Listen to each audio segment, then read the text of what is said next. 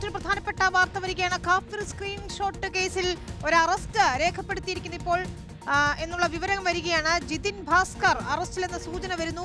Vadakara squad ഗ്രൂപ്പിന്റെ അഡ്മിനാണ് ജിതിൻ ഭാസ്കർ. അഭിജിത്ത് മുഴക്കുന്നാണ് വിശദാംശങ്ങളുമായി ചേരുന്നത്. നമുക്ക് അതിലേക്ക് പോകണം. കഴിഞ്ഞ ദിവസം ഈ ഗ്രൂപ്പുകളിലെയൊക്കെ അഡ്മിന്മാരെ ചോദ്യം ചെയ്തിരുന്നു.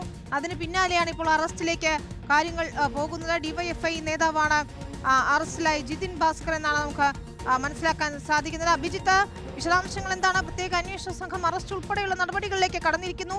ഡിവൈഎഫ്ഐ നേതാവിനെയാണ് ഇപ്പോൾ അറസ്റ്റ് ചെയ്തിരിക്കുന്നത്.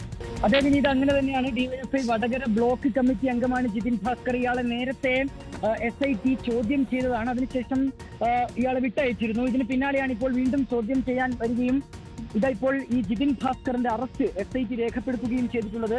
വടകര കാഫിർ സ്ക്രീൻഷോട്ടിൽ ആദ്യമായ ഒരു അറസ്റ്റ് ഉണ്ടാകുന്നു എന്നുള്ളതാണ് ഏറ്റവും പ്രധാനപ്പെട്ട കാര്യം വിനീത. ഏറെ വിവാദമായ ഒരു കേസ്. കഴിഞ്ഞ ലോക്സഭാ തെരഞ്ഞെടുപ്പിന്റെ സമയത്താണ് ഇങ്ങനെ ഒരു കാഫിർ സ്ക്രീൻഷോട്ട് വടകരയിൽ പ്രചരിക്കുകയും പിന്നീട് അത് വലിയ വിവാദങ്ങൾക്ക് വഴിവെക്കുകയും ചെയ്തത്. ആദ്യം LDF ആയിരുന്നു ഒരു പരാതിയുമായി രംഗത്തെത്തിയത്. അതിന് പിന്നാലെ MSF നേതാവായ മുഹമ്മദ് കാസിമിനെ വടകര പോലീസ് ചോദ്യം ചെയ്തിരുന്നു. അതിനുശേഷം ഇയാളിൽ നിന്ന് ഇയാളല്ല കുറ്റക്കാരനെന്ന് കോടതിയിൽ പോലീസ് പറയുകയും ചെയ്തതാണ്.